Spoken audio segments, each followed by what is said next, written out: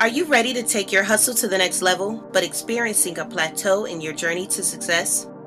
Are you an entrepreneur at heart, to the point that giving up is not an option?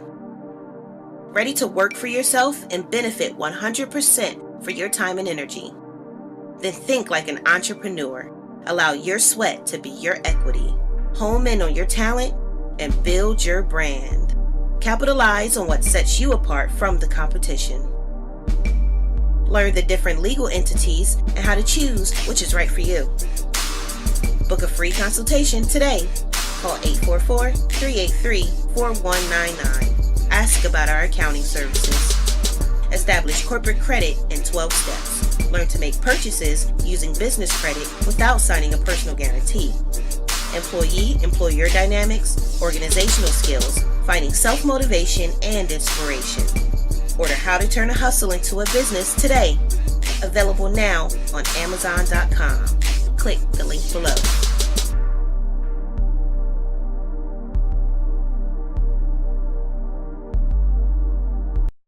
See, a lot of folk won't let you forget what you used to do or what you have done, what mistakes you've made. All of us have made some mistakes in life. All of us have done some things that if we had them to do over again, we wouldn't do it again. There are a lot of things that if I had it to do over again, if I knew then what I know now, I would have done it differently. Well, it didn't happen that way. In your mind right now, think about some particular event or act in your life that you feel very bad about, that you really regret that took place.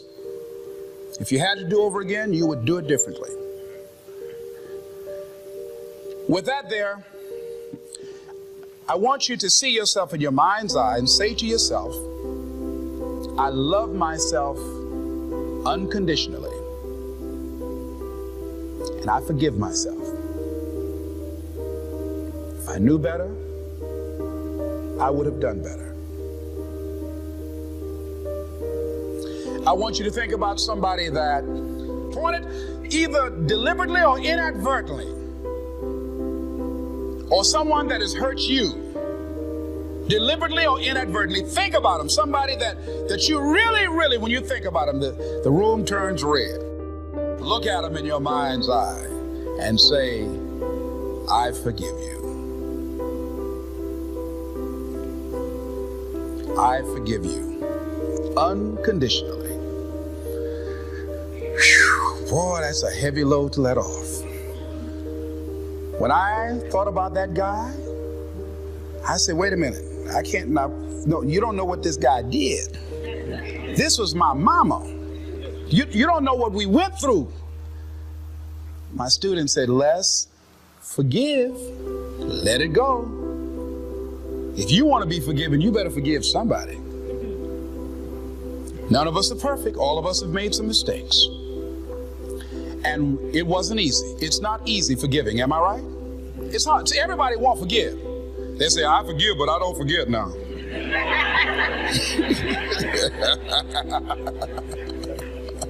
Let it go so you can grow. Let's get a little demonstration here. Throw it up on this side here, right? Demonstrate it like this. Let's go. I throw away negative thoughts.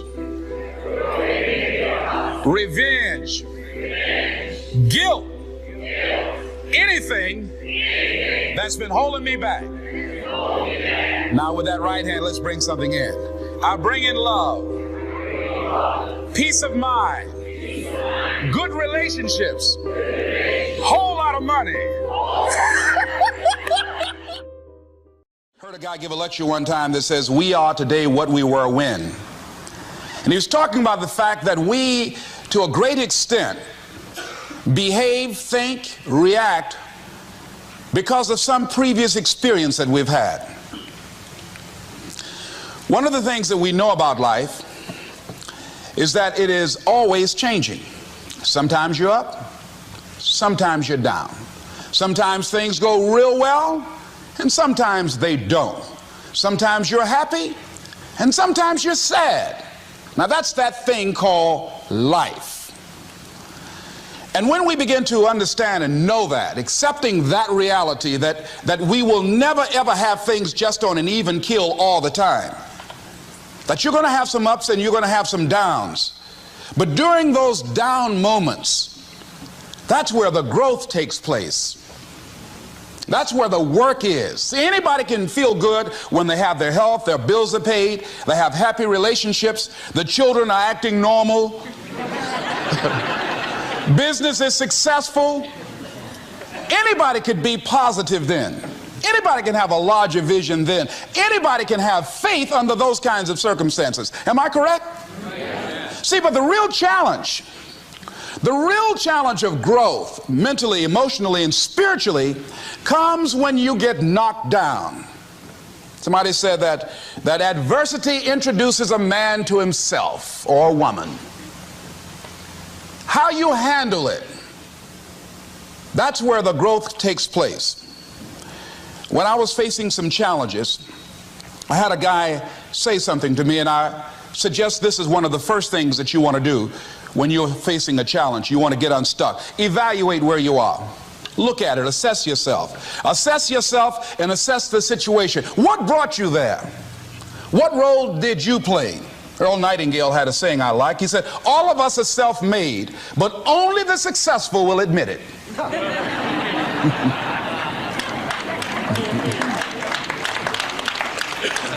What has brought you to this point? What did you learn from it? Are you learning anything? Or are you doing it over and over and over again? Somebody said that insanity is doing the same thing in the same way, expecting a different outcome.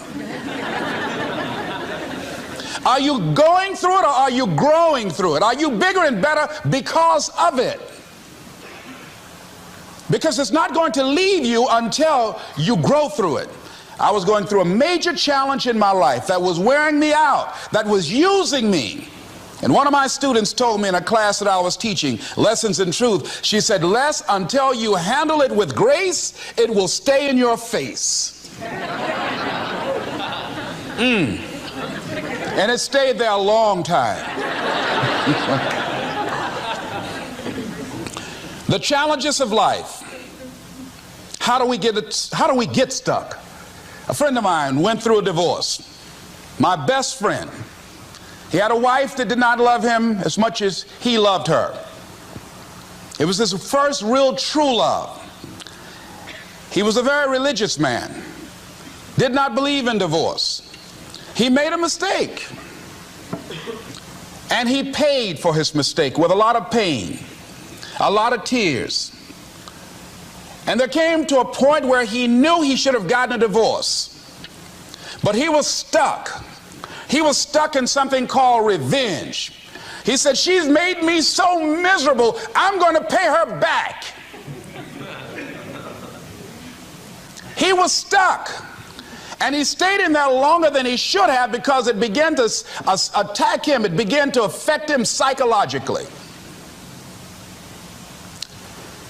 And as a result of that, when he eventually did get a divorce, he took that same attitude to other relationships, looking for something to go wrong.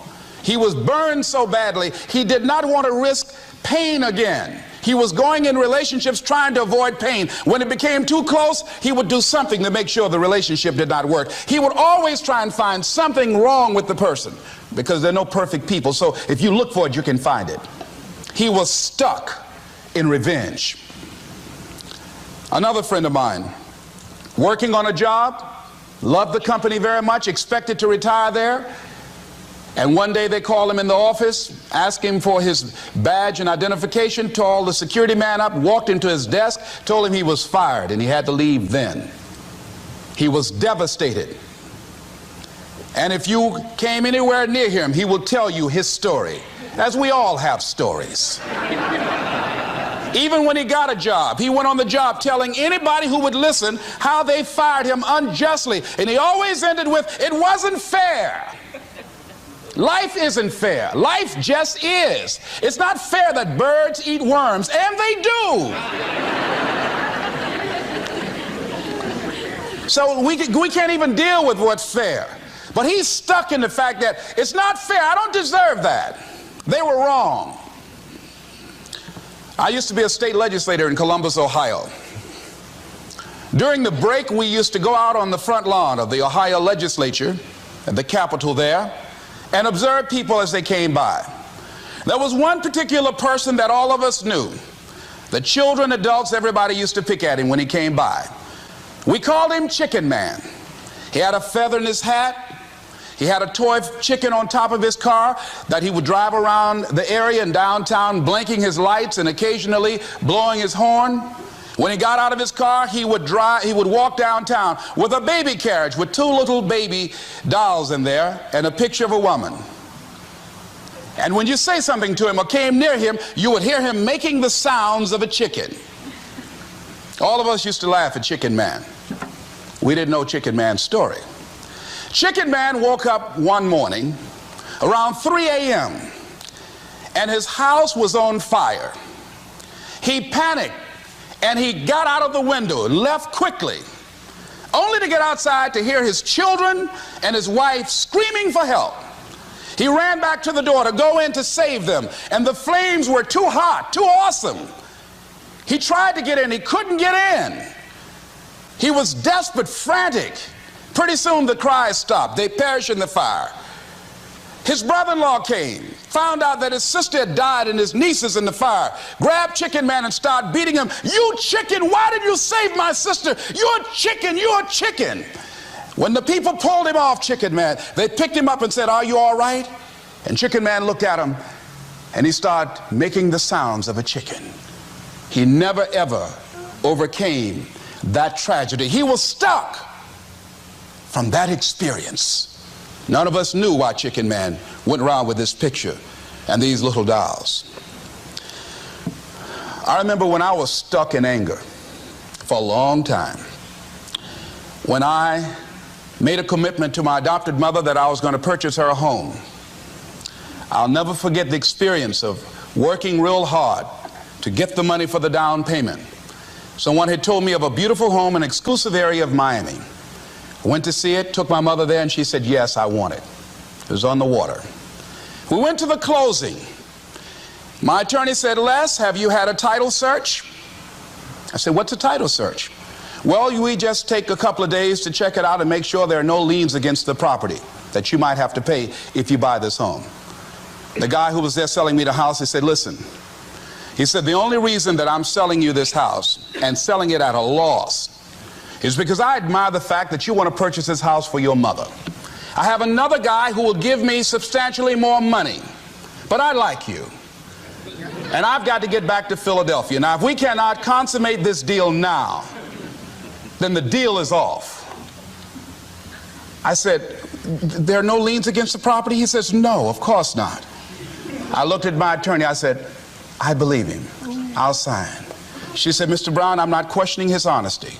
She said, "But business is business." I signed that contract. And we had a big celebration. Everybody in the neighborhood was talking about Leslie coming home, one of the twins that Mamie adopted, to buy her a home. Child, isn't that nice? God is going to bless him. A few weeks later, I received a letter, a registered letter, indicating that the house was going up for sheriff's sale on the courthouse steps. A man had filed a $12,000 lien against the property because the previous owner owed him that money. And if I did not come up with $12,000 in 30 days, he was going to sell the house to the highest bidder. I called this man and said, "Mister, my name is Les Brown. I purchased this house. I had nothing to do with your prior bill. He said, "That's not my problem." He said, "You should have had a title search." I said, "Can you give me time?" I said, "My mother is an older lady. She has a bad heart." And I said, "Please," I said, "if you just give me the time, I don't know how I'm going to do it with the house note and everything else, but I think I can pay you at least $2,000 a month, and within 6 months, somehow I will pay you your money." He said, "No, I want it all in 30 days or you get out." I did everything I could, racked my mind thinking about how I could get $12,000 because I took everything I could to get the money just for the down payment and the closing. I finally had to face the reality that I wasn't going to be able to do it. I was up around 2 o'clock in the morning walking back and forth thinking, how was I going to tell my mother this? My children were there in the room sleeping all night long. I agonized over this. I lost over 23 pounds. Pretty soon I went in the room where my mother was sleeping, and I said, Mama, I got down on my knees by the bed. I said, Mama, I got to talk to you. And she said, what's wrong? I said, Mama, I said, we got to get out the house. I said, in my haste to buy the house, I made a mistake. She said, that's all right, baby. I didn't like this house anyhow.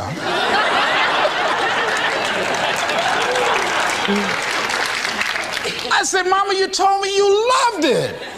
I brought our friends out here to see it. She said, you know I have arthritis in my knees, and I don't like going up the steps, but I knew it made you happy. You loved it so much. I said, Mom, I've lost 23 pounds agonizing over this. Well, we had to pack up and go back to the old house down the street from Northwestern High School in Liberty City. All those neighbors who came out and saw us leave, those neighbors were there as we were coming back. We went in the house, the roaches were playing cards, saying, come on in and take a hand. I was wiped out.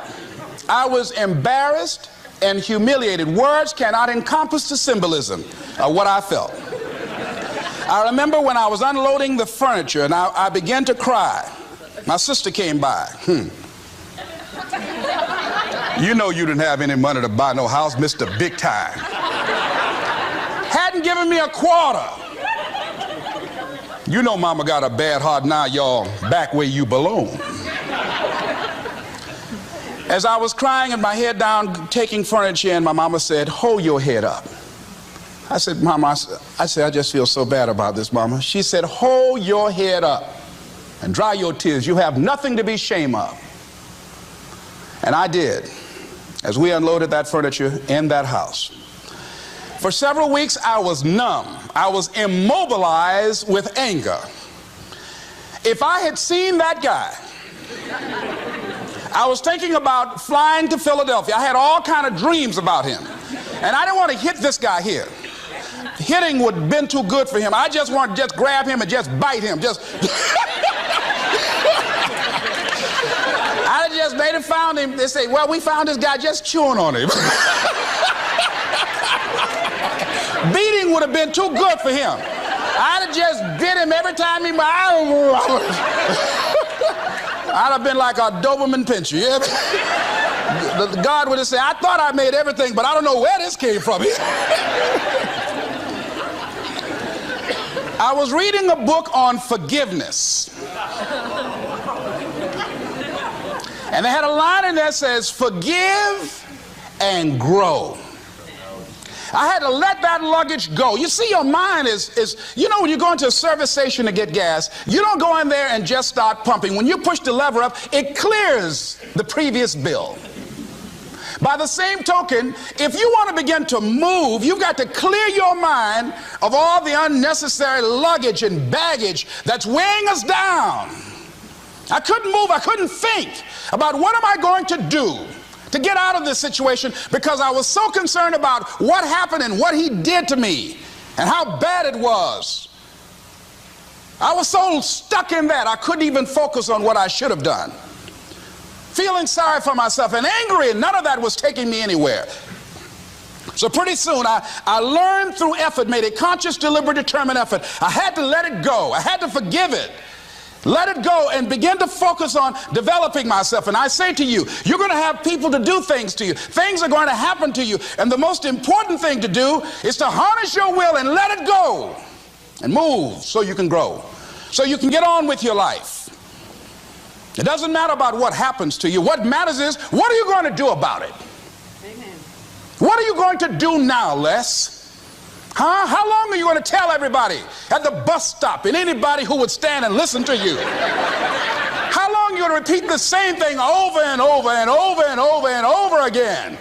How many times do we have to hear that? Don't go around telling people what your story is. Everybody has a story. 80% don't care and 20% glad it's you.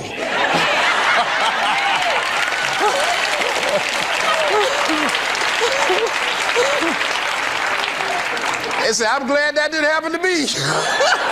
Sometimes you think you got some problem. You hear somebody else's problem, and if their problem is real bad, it makes you feel good. Am I right? All right.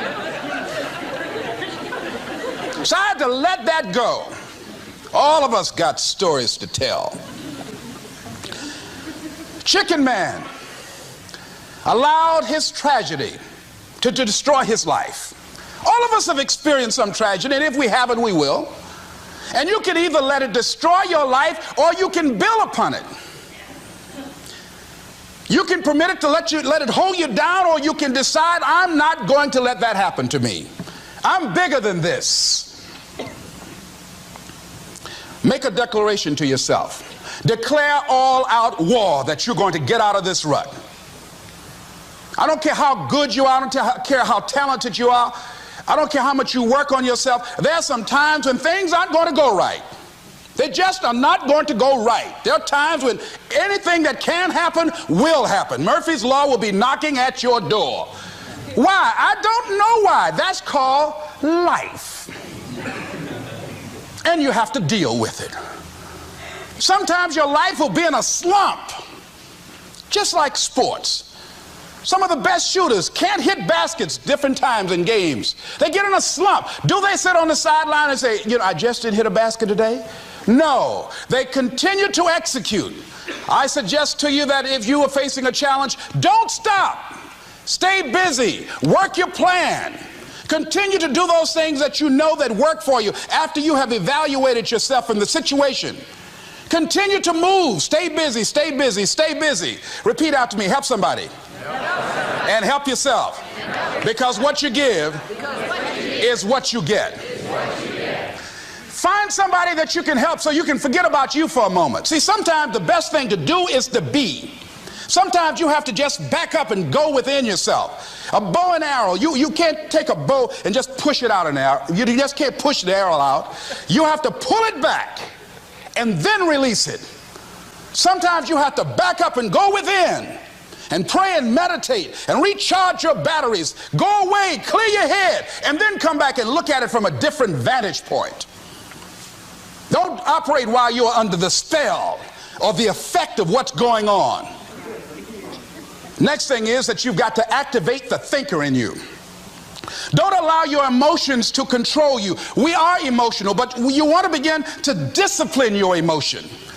If you don't discipline and contain your emotions, they will use you. Your mind goes on automatic, just like a guard. You know, I loved reading the book called As a Man Thinketh by James Allen. He uses the analogy of the mind being like a garden. You know, weeds don't have to have any encouragement to grow. You don't have to water them. They don't have to get sunshine. They don't have to have fertile ground. They will grow through the cracks of a sidewalk. Am I right? But if you want to grow orchids or roses or any kind of exotic flowers, there are special processes and procedures you must go through.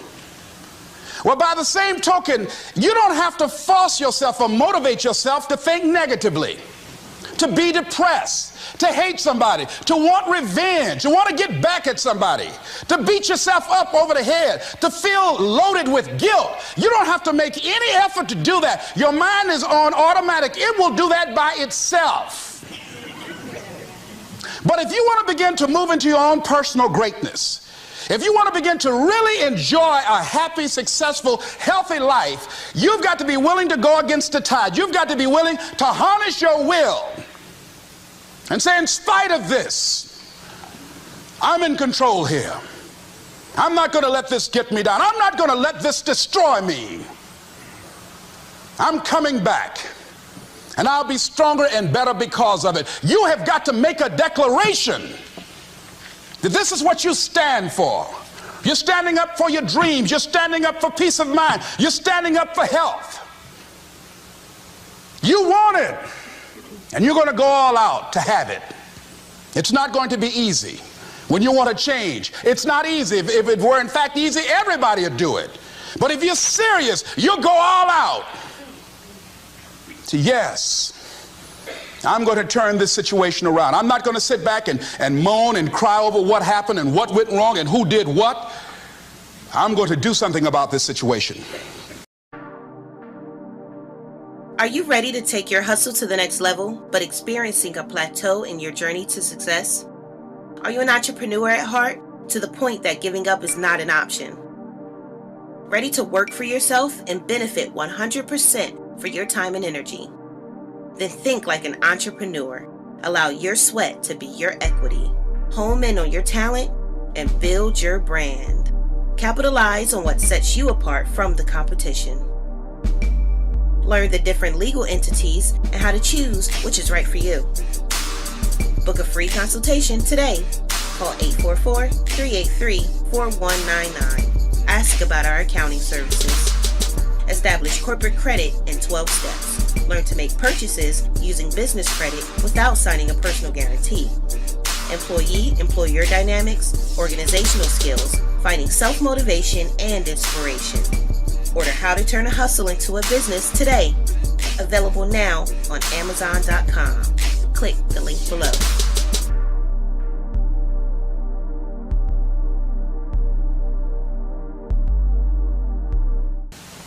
The next thing that is important is that expect things to get better for you, because they are.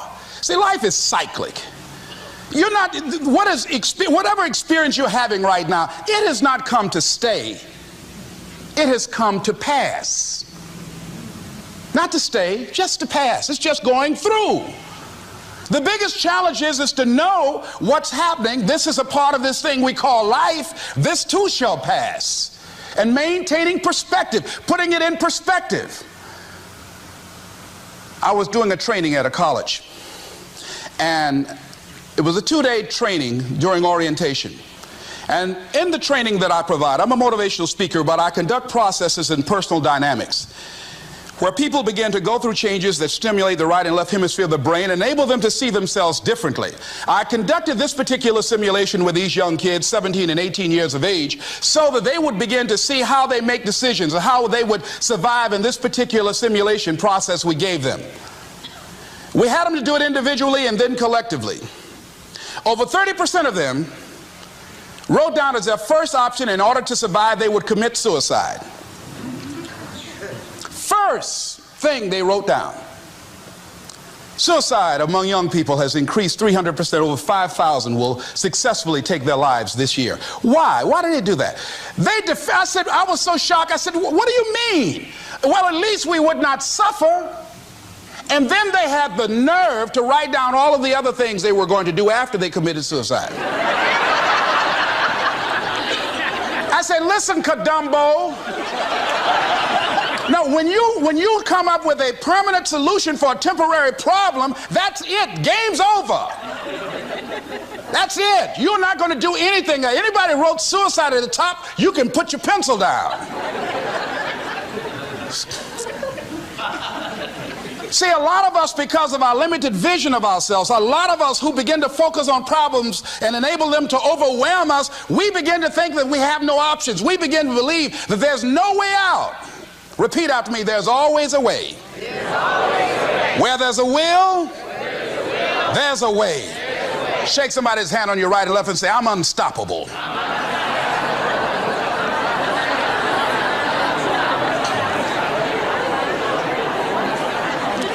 You've got to make those kind of declarations to yourself. I'm unstoppable. This will not get me down. And if I get knocked down, I'm going to be like Leo Pascal. You said you're going to have some low moments in life, but when you do, you will have high lows when you work on yourself. What are some of those things that you can do during this period of time? Go for walks. Do some things for you. Just go for a stroll so you can engage in some reflective thinking on life, on yourself, looking and enjoying the universe, smelling the roses along the way. Listen to upbeat music, music that inspires you. I have oldie but goodies. I have strategies that I engage in to recharge my batteries. I'm preparing for that because I know things are going to happen that I cannot anticipate. A very good friend of mine died the other day. I had a program for myself. I have books that I read that inspire me, tapes that I listen to that fire me up. Because you're going to have sometimes low moments when you won't want to get out of bed. You just want to stay there.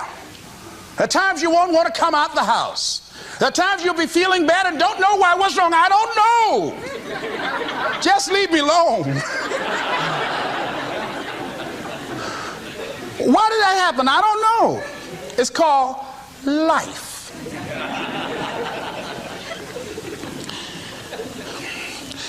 The other thing is, take full responsibility for your life. Accept where you are and the responsibility that you're going to take yourself where you want to go. Someone said we have two primary choices in life. We can either accept conditions as they exist, or we can take the responsibility to change them. See, a lot of people want to exempt themselves from taking responsibility. All they want to do is talk about the problem. Every time you see them, they'll tell you their story over and over and over and over again. No, no. You want to take responsibility for your life. I got me here, I can get me out of this. And I'm getting out. I'm not going to be a volunteer victim. George Bernard Shaw said there are two kinds of people in life. You know, he said those that make things happen, those that watch things happen, and those that don't know what happened. And he said the people that get along in this life look around for the circumstances that they want, and if they can't find them, they make them. They create them. So part of beginning to get unstuck, you've got to decide that the behavior pattern that you have adopted doesn't work for you. You've got to change your strategies, and changing your strategy means reinventing your life. Recreating you, and you have the power to do that. You can decide that you're going to change, that you're not going to be a wimp. You can decide that you're going to stand up to life. You can decide that I'm going to live each day as if it were my last. You have the power to make that decision. You can decide I'm going to work on myself and develop myself. I'm going to empower me. And all of these things that are happening to me right now, they're just temporary inconveniences. They're not stronger than I am. I'm in charge here. Next thing is separate what you do from who you are. That's what the guilt trap is about. See, a lot of folk won't let you forget what you used to do or what you have done, what mistakes you've made. All of us have made some mistakes in life. All of us have done some things that if we had them to do over again, we wouldn't do it again. There are a lot of things that if I had it to do over again, if I knew then what I know now, I would have done it differently. Well, it didn't happen that way. And that's what you call life. I didn't do it like that. Oh, you don't want me to live that down, huh? You want to keep on putting that in my face about what I did. Guess what? I'm not interested. That's what I did then. Won't do it today, so you are picking on an innocent man. Hello.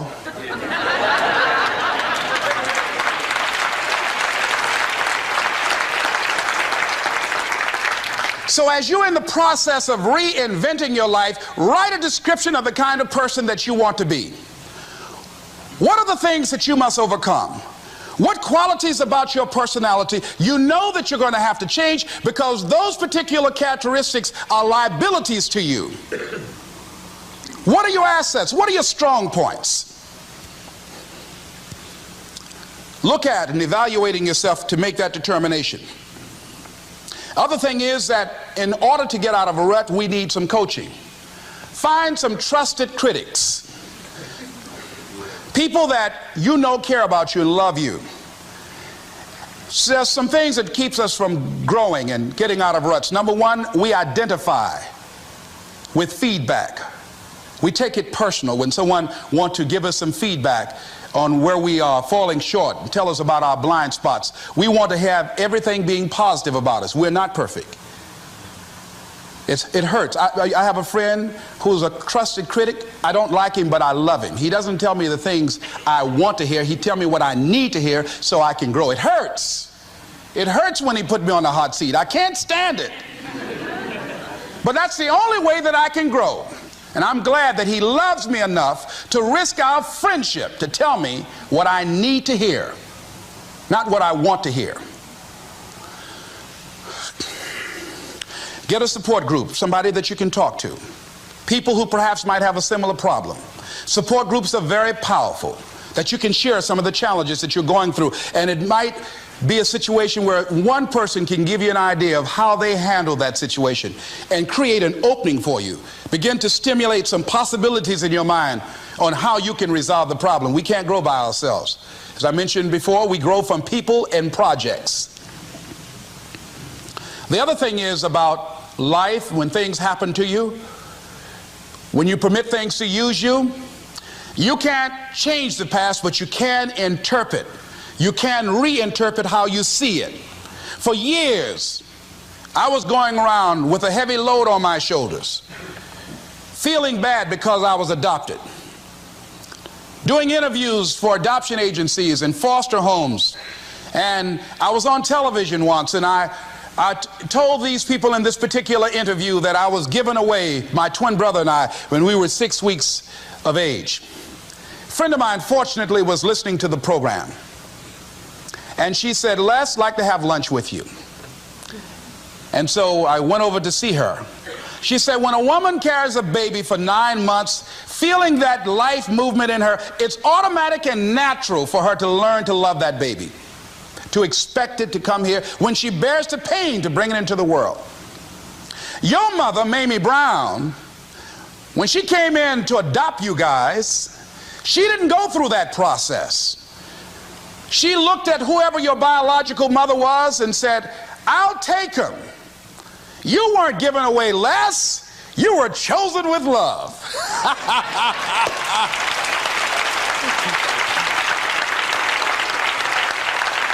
Same circumstances, same event, but reinterpreted. An interpretation that empowers me. Am I making sense to you? Yeah. So when you begin to look at your past, give an interpretation that empowers you. That's where I used to be. That's not where I am now. I'm growing. Now I want you to think about, in your mind right now, think about some particular event or act in your life that you feel very bad about, that you really regret that that took place. If you had to do over again, you would do it differently. With that there, I want you to see yourself in your mind's eye and say to yourself, I love myself unconditionally, and I forgive myself. If I knew better, I would have done better. I want you to think about somebody that caused you some pain, caused you some disappointment, somebody that you don't like. Let me tell you something about the mind, how it uses you. I'll tell you something super stupid that I used to do. Do you know for years I hated my mother and my father, whoever they were, because they gave me away as I thought at that point in time? And guess what? I didn't have any faces for the hatred because I never saw either one of them. And I said, I hate them for that. And then once I forgave them and said, it's okay, had they not given me away, I would have never been blessed to have the mother that I have, who to me is the greatest mother in the world. So the universe unfolds as it should.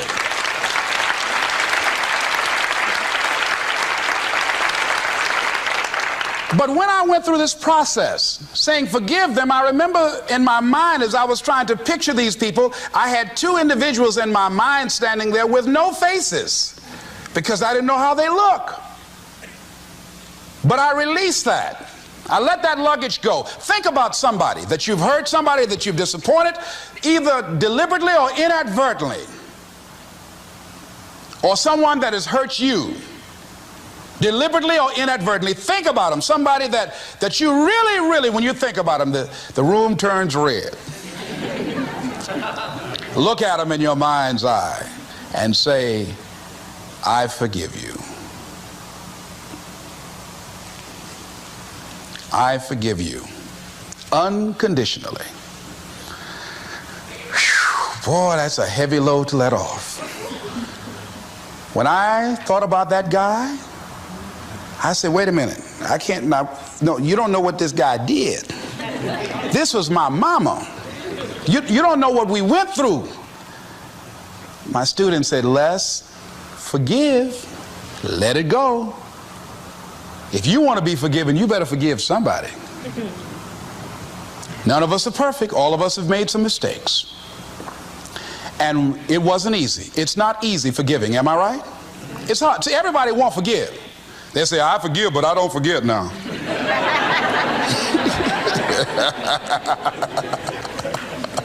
Let it go so you can grow.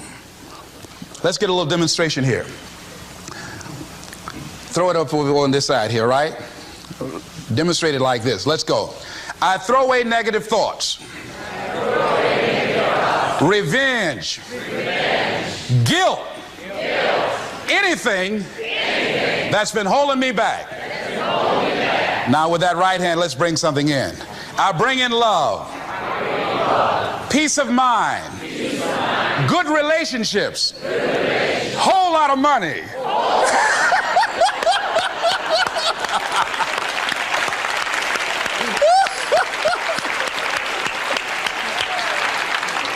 I don't know why people raise their voices when we say a whole lot of money. I mean, they get serious too, you know what I mean? And usually people don't use one hand, they use two hands. They try to borrow somebody else's hand, you know?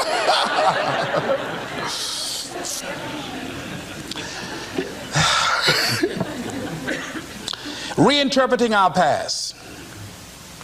Understanding and knowing that we can move from where we are.